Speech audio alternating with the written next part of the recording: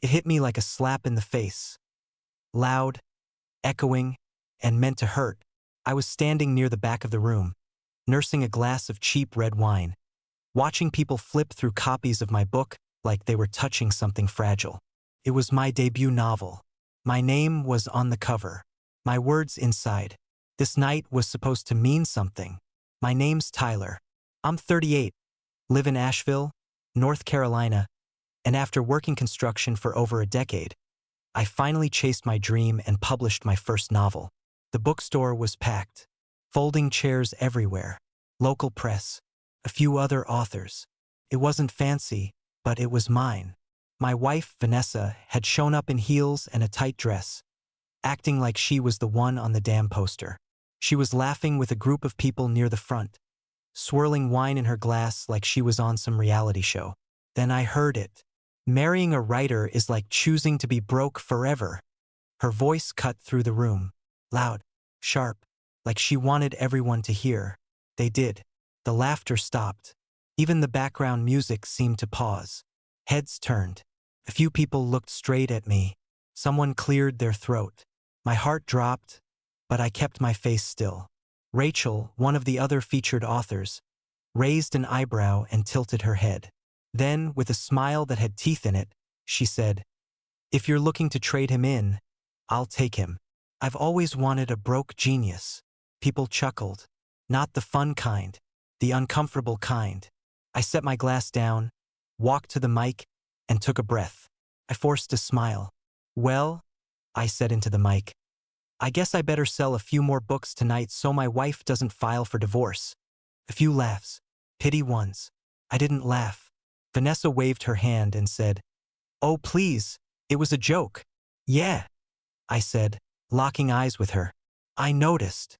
Then I turned to the crowd and said, "Anyway, thanks everyone for being here tonight. Let's get back to the part where people support each other." They clapped. I smiled through it, but I was already done pretending. I walked off the little makeshift stage and grabbed my drink. Vanessa didn't say a word. Neither did I. We didn't speak the entire drive home. She sat in the passenger seat scrolling through her phone like nothing had happened. Like she hadn't just embarrassed me in front of a room full of people who actually gave a damn about my work. I kept my eyes on the road, hands tight on the wheel. I could still hear the way she laughed, like the joke was on me and always had been. When we got to the house, she walked in first, kicked off her heels, and headed straight for the kitchen. I shut the front door behind me and followed her, my blood still hot. She was opening a bottle of water when I said, "What the hell was that tonight?" She rolled her eyes before even answering. "It was a joke, Tyler.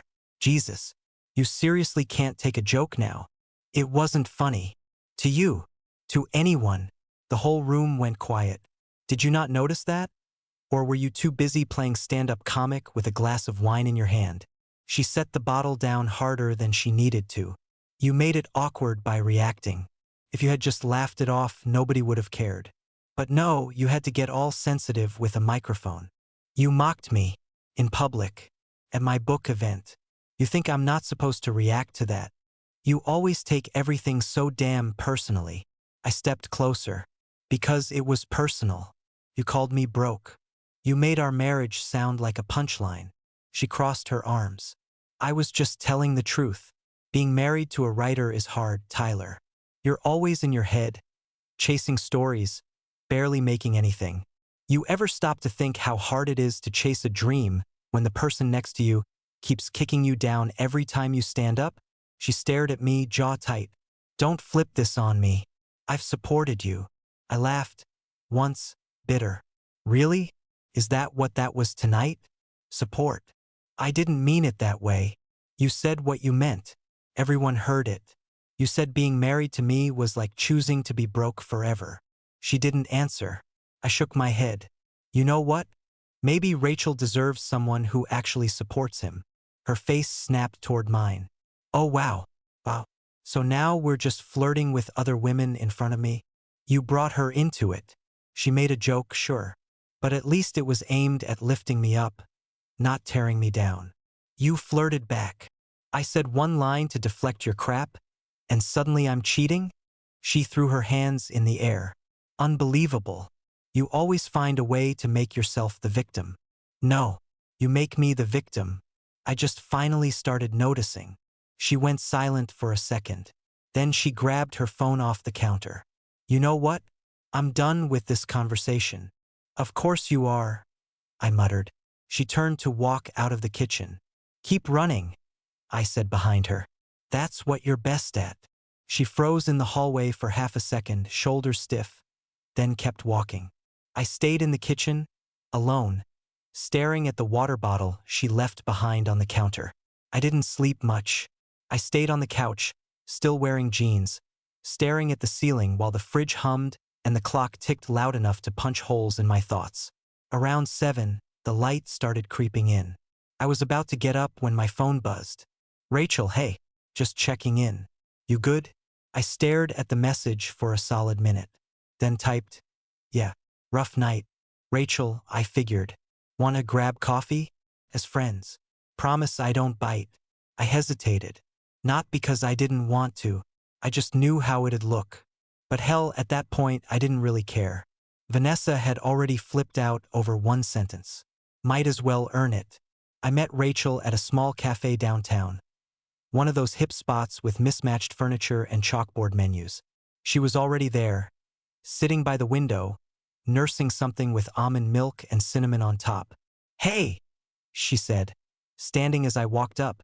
Hey, I gave her a quick hug, brief, casual. Nothing charged. We sat. She studied me for a second. You look like crap. Thanks, I said, cracking a tired smile. Didn't realize I came here for compliments. Rachel sipped her drink. So, how'd it go after the signing? I leaned back, exhaled. You ever argue with someone so long, you forget what it started over? She nodded slowly. She mad about my joke? She was mad I didn't shut you down, actually. Rachel raised her eyebrows. Wow, that tracks. I gave a half shrug. Honestly, last night wasn't even the worst of it. Just the most public. She talked to you like that often? I hesitated, then nodded. Yeah, not always in front of people, but yeah, always some little jab. Always some dig about money or writing or how I'm not practical enough. Rachel looked at me. Not with pity, just with this quiet, clear understanding. She sounds like someone who doesn't value what she has. The words hit harder than I expected. Simple, clean, true. I didn't answer right away. Just stared out the window at a couple walking a dog. I'm not trying to stir things up, Rachel said. You're married. That's your business. I hate seeing good people get dragged down. I'm not sure I'm that good, I said. Takes two to mess things up, right? She gave me this look, soft but solid. You stood there last night and took a hit in front of a whole room, and still managed to thank people and smile. That's not weak, that's respectable. I didn't know what to say to that. I wasn't used to hearing anything like it. She leaned forward a bit. You deserve to be with someone who doesn't see your dream as a burden. I swallowed. You married? I asked, mostly to shift the heat off me. Divorced, she said. 2 years ago. He didn't get the whole writing thing either. Said it was a hobby. So, I left. Just like that. No, she said. Not just like that. But eventually, yeah. I got tired of being minimized. I nodded, quiet for a second. That's a good word for it. We sat there, not saying much after that. Just two people in a quiet cafe with different flavors of the same story. Eventually, I stood. Thanks for checking in. Anytime, she said. Friends, remember? Yeah, I said. Friends. She didn't hug me again. Didn't flirt. Just smiled. Genuine and calm. On the way home, I expected to feel guilty. I didn't. I felt steady. Like for once, someone saw me without trying to shrink me. That shouldn't feel rare, but it did. I pulled into the driveway just as the porch light flicked on. The house looked normal from the outside, but the second I stepped in, I knew something was up. Candles. Actual candles. Lined across the dining table. Glowing soft yellow. Steak on the plates, wine poured. Vanessa stood in the kitchen wearing a dress I hadn't seen in months and a full face of makeup. She smiled like nothing had happened. Dinner's ready, she said, voice too sweet, too smooth. I shut the door slowly behind me. What's all this? An apology, she said, picking up her glass. And a peace offering. I dropped my keys on the counter and walked over to the table, eyeing the setup. Didn't know we were playing house again. Tyler, she sighed. Come on. Sit. Eat. I sat, but I didn't touch anything. Just looked at her across the table. I didn't mean it the way it sounded, she said, cutting into her steak. The thing I said at the bookstore came out wrong. You sure about that? She blinked, fork halfway to her mouth. I think it came out exactly how you meant it. You just didn't expect people to hear it. She set her fork down. I'm trying here. I set this up. Cooked. I'm admitting I messed up. I nodded. That's a start. But you've got to stop acting like I committed murder. I'm tired of being the punchline, Vanessa. I'm not some character you mock to get laughs. You take things too seriously. No, you take nothing seriously. She leaned back in her chair, arms crossed. So now I'm the enemy because I made one bad joke? It's not one. There's been years of this.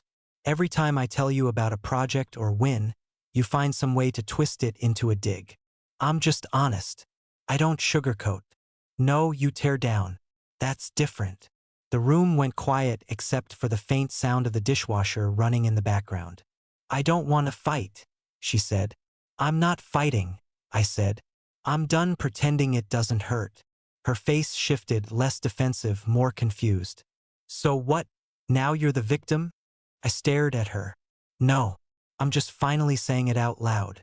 She picked up her wine, sipped, looked away. I thought we were moving on. I don't know what that even means anymore. You do something hurtful, then throw a steak on the table and hope it disappears. She didn't answer. I needed support, not damage control. She stood and started blowing out the candles one by one. No more makeup smiles. No soft voice. The room dimmed with each flame she killed off. I pushed my chair back, stood, and walked to the hallway. She stayed in the dining room, arms folded, staring at the empty plates like they could still fix something. I was in the living room, laptop open, trying to reply to some reader messages when I heard her voice cut through the silence. Oh, this is cute. I looked up. Vanessa stood in the hallway with her phone raised like a smoking gun. You gonna explain this? She asked, walking toward me. What is it now? She shoved the screen in my face. A Facebook post from the bookstore, photo of me and Rachel side by side during the signing. Underneath it, a comment from Rachel. Such a talented writer and genuinely kind soul. Can't wait to read what's next. You two seem cozy, she snapped. Anything you want to confess? I sat back on the couch. You're serious?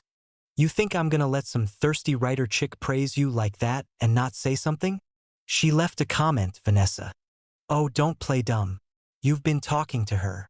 She messaged to check in after you blew up my event. We had coffee. That's it. Behind my back. You were too busy sulking and setting up candlelit pity dinners. What was I supposed to do? Pretend like none of it happened. You are emotionally cheating, Tyler. I stood up. You want to talk about cheating? You've been mocking me for years in front of your friends, your family, random strangers at dinner parties. And I swallowed it every damn time. That's not cheating. That's called banter, she said, crossing her arms. Men are supposed to take it. Not anymore, I said, my voice sharp. I'm done laughing while you chip away at me one punchline at a time. She scoffed. Oh my God, you sound so dramatic. I sound like a man who's finally sick of being disrespected. Over a comment? No, over a lifetime of comments. Over the fact that someone I barely know treats me with more kindness than my own wife. She blinked. That one hit. You really think you're the only one suffering in this marriage? She said, voice shaky now. Suffering? You haven't worked in over a year, Vanessa. You've had all the time in the world to figure yourself out while I busted my ass to make something from nothing. And the whole time, all you've done is tear it down. She pointed at me. Don't you dare act like I've done nothing. I'm not. I'm saying I've had enough. We stood there, both breathing hard, like we'd just finished a boxing round. She looked at me like she didn't recognize the person standing in front of her. I picked up my phone and charger, walked past her, and headed down the hallway. Where are you going? Guest room. Seriously? Yeah, I need space. From the sarcasm, the guilt trips, all of it. She didn't stop me, just stood there frozen in the hallway while I opened the door to the spare room and shut it behind me. I sat on the edge of the bed in the dark, phone still in my hand, and just stared at the wall. First night in that room. First time I'd said no more and meant it. It didn't feel good, but it felt real. I came out of the guest room the next morning to make coffee and didn't say a word to her. She didn't say anything either. Just scrolled through her phone at the kitchen island like we were strangers stuck in the same Airbnb. It stayed that way for a couple days. Barely any words. Cold silences. I wrote. She watched TV. We passed each other like ghosts. Until lunch today. She heated up some leftovers and set a plate down across from me like we were still playing house. I sat anyway, mostly out of habit. Halfway through eating, she dropped her fork and looked straight at me. You know what really bothers me? She said. I took a bite and chewed slowly. I'm sure you're gonna tell me. She didn't blink. It's embarrassing, being married to a writer. I set my fork down. Seriously, she went on. I used to date a lawyer, Tyler. He drove a Mercedes. Always had something going on. Clients, meetings, real plans. Drive. You should have married him then. At least he didn't sit around in sweatpants typing stories about fake people. I leaned forward, elbows on the table. When's the last time you worked? She rolled her eyes. Oh, here we go. No, answer the question. When was it? She huffed. Over a year ago. So what? So what? I laughed once. You act like you've got it all figured out while I'm chasing nothing. But you've been figuring things out for over 12 months while I busted my ass to publish something that actually means something. I needed a break. I was burnt out. You worked a front desk job at a gym. She slammed her hand on the table. Don't talk down to me. I'm not, I said. I'm just tired of being the only one in this house building anything while you sit there judging from the couch. I built plenty, she snapped. I kept this house together while you played Hemingway in the garage. You kept the house together? You barely do laundry. I cook half the time. You haven't touched a bill in months. She stood up fast, chair scraping hard across the tile. You're so ungrateful. No, I'm finally honest. You want to walk around talking about drive and ambition? What exactly do you bring to the table besides complaints? She stared at me, face flushed, breathing sharp. You know what your problem is? You think just because you strung together a few sentences and slapped a cover on it, you're some kind of success story. No, I said, standing too. I think I'm a man who finally stopped waiting for his own wife to take him seriously. Her mouth opened like she was about to say something else, but nothing came out. Instead, she grabbed her keys from the counter and stormed toward the front door. Where you going? I asked. Out, she snapped. Away from this miserable energy. Don't worry, I said. I'll be here, writing another book you can shit on later. She slammed the door behind her hard enough to rattle the windows. I didn't chase, didn't call, just sat back down at the table, picked up my fork, and finished my damn lunch. I was still at the table, finishing my last bite of lunch, when the doorbell rang. I didn't move right away. Figured it was a package or some neighbor selling something. But before I could get up, I heard heels clicking across the floor. Vanessa. A second later, she opened the front door. Oh, she said, voice sharp and sticky. Look who it is. Rachel. I stood and walked halfway to the front hallway, just in time to catch the fake smile plastered across Vanessa's face. Hey, Rachel said, holding up a hardcover. Just came to return the book Tyler loaned me. Didn't mean to interrupt anything. Vanessa snorted. You didn't. He was just eating. I'm sure he'll drop everything for you though. Rachel blinked but didn't rise to it. I won't stay long. Just thought it was polite to return it in person. How thoughtful, Vanessa said, leaning against the doorframe like she was settling in for a show. Must be nice. playing the good girl routine. Vanessa, I started. She held up a hand without even turning around.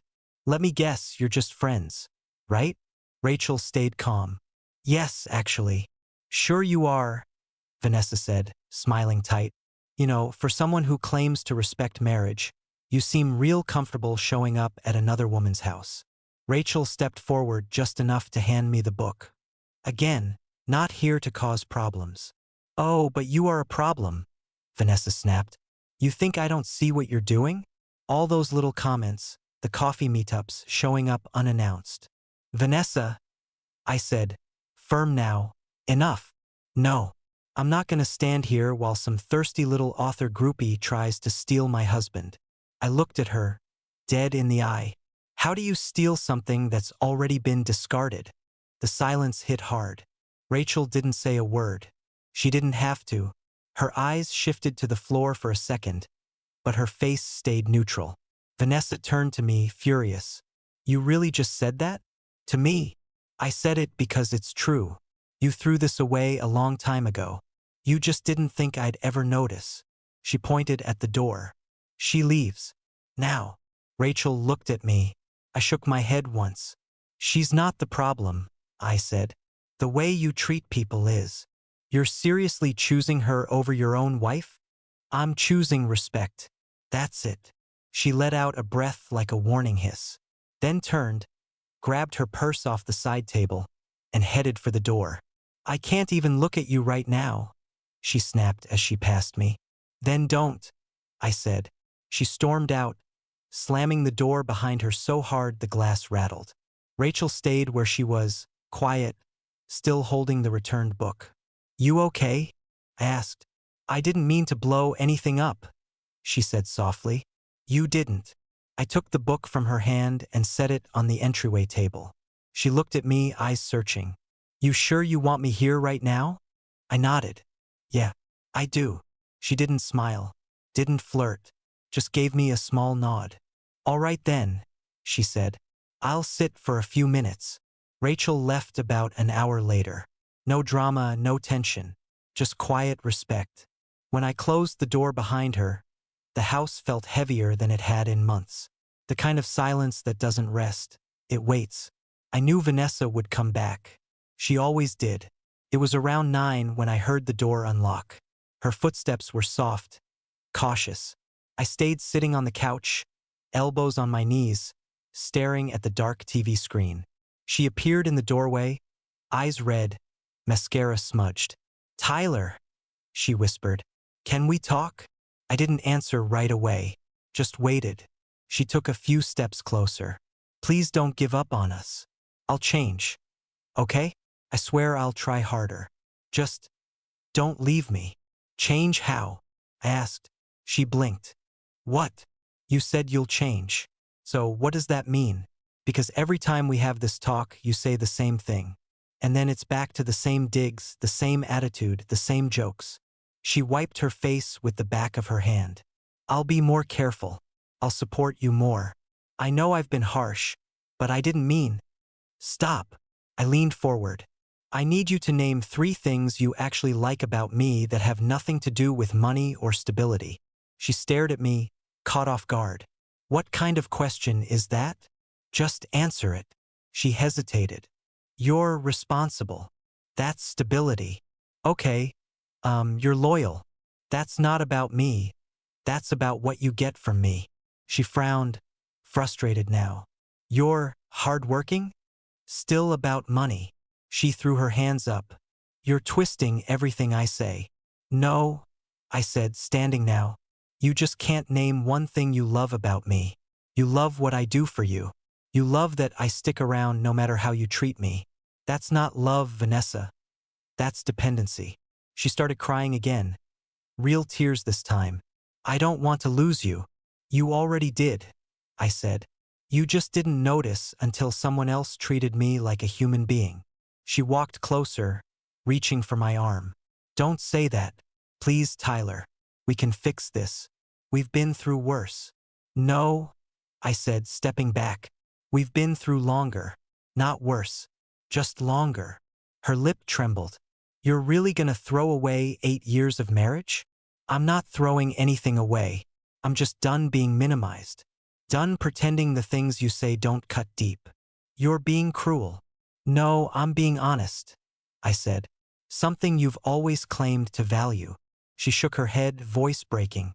You don't mean this. You're angry. I'm clear. She backed up, pacing. Where am I supposed to go? That's not my problem anymore. Her tone turned desperate. You're heartless. I gave you everything. I barked a humorless laugh. Everything? You've been sitting in this house, tearing me down because you can't stand that someone else is actually chasing what they want. That's not fair. It's true. She crossed her arms, angry now. I'm not leaving. Then I'll start packing for you. Her eyes went wide. You wouldn't. I walked past her into the bedroom, pulled her suitcase from the closet. The sound of the zipper echoed through the room. Tyler! Stop it. I started pulling her clothes from drawers, folding some, tossing others. Don't do this, she shouted, grabbing at the suitcase. Then help me, I said. Make this easy. She froze, tears streaming down her cheeks. You're really serious. I stopped and looked at her. For the first time in years. She sank onto the edge of the bed, face in her hands, sobbing quietly. I kept packing. Not fast, just steady. Each folded shirt felt like a piece of the life I'd been carrying alone. When I was done, I zipped the suitcase and set it by the door. She didn't move, didn't look up. I walked out of the room, leaving her with the mess she'd made. She came out of the bedroom slowly, like every step was a negotiation. Her eyes were red, her hair pulled back in a messy knot. She stopped in the middle of the living room, where I was sitting on the couch, arms folded. Is this really happening? She asked. I didn't flinch. Yeah, it is. She looked around like the room might answer differently, like the couch or the walls might say something more comforting. I don't understand, she said. I mean, I know things got tense, but this? You're really done. I gave you 8 years, I said. 8 years to treat me like more than a fallback plan. I never saw you that way. Then explain why the only time you ever show emotion is when you think I'm walking away. She didn't answer, just kept standing there with her arms wrapped tight around herself. I'm scared, she said quietly. I've never lived alone. I lived alone the whole time we were married, I said. Difference is, I just stopped pretending. She winced, like the words scraped something raw. So that's it? You're done trying? No, I already tried. For years. You didn't notice, because trying looked like shutting up and swallowing it. She walked over and sat on the edge of the coffee table, facing me. Are you leaving because of Rachel? I let that sit for a second, then looked her in the eye. No, I'm not choosing Rachel. She looked relieved, just for a second until I finished. I'm choosing peace. That stopped her cold. You never gave me peace, I said. Not once. Just jabs and digs and cold shoulders. I was always either not enough or too much. I couldn't win with you. Her voice cracked. I didn't mean to make you feel that way. But you did. And now I'm done explaining why it matters. She nodded slowly, like the truth was finally hitting bone. Can I stay a few more days? She asked, barely above a whisper. I think it's better if you go now. Her shoulders sagged, but she didn't argue, just stood up and wiped her face with her sleeve. She walked down the hall, grabbed the suitcase, and rolled it toward the front door. Every sound, the wheels on the floor, the soft click of the handle, felt final. At the door, she turned one last time. You're not gonna stop me? I shook my head. Not this time. She opened the door and stepped out into the night. Cold air swept in for a second before it shut behind her. I sat back down, leaned my head against the couch cushion, and exhaled. For once, I didn't feel guilty. A month later, I was standing on the porch of a rented cabin in Tennessee, coffee in hand, listening to nothing but trees and wind, the kind of quiet that doesn't need to be filled. Rachel stepped out behind me, wrapped in a gray hoodie, her notebook tucked under one arm. They're starting in 15, she said. You coming? Yeah, I said, just soaking it in. The retreat was small, 10 writers total. All low-key, all focused. No egos, no fake smiles. Just people who actually cared about stories. Felt good to be around that again. To feel like I belonged. We weren't calling it anything. Me and Rachel. No titles, no pressure. But the way she smiled at me when I made coffee, the way she asked about my work like it mattered, it was real. At night we'd sit on the cabin porch, scribble in silence, or talk about life in a way that didn't feel forced. She never pushed, never pried, just listened. One morning, I opened my email and saw her name, Vanessa. Subject line, please. I didn't click it. I didn't need to. Rachel came out with 2 mugs and handed me one. You good? I nodded. Yeah. She sat beside me and pulled her knees up to her chest. You know, she said after a minute, she tried to humiliate you in front of everyone. Yeah, I said. But in the end, she handed you to someone who actually sees your worth. I didn't say anything, just looked at her, then looked out at the trees again. And for the first time in years, I smiled without faking it. I wasn't invisible anymore.